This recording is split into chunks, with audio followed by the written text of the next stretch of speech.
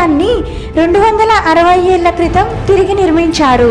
అప్పటి తరాలుగా ట్రావెన్కోర్ రాజకుటుంబం ఏలుబడిలో ఈ ఆలయం ఉంది.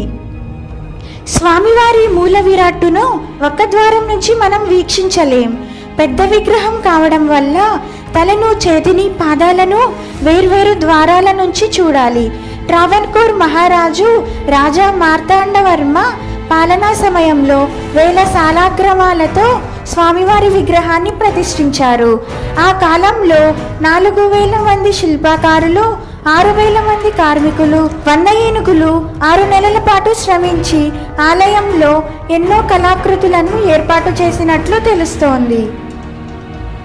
2011లో ఆలయ పాలక మండలి గుడి నేలమాళిగల్లో 6 రహస్య గదులు గుర్తించారు.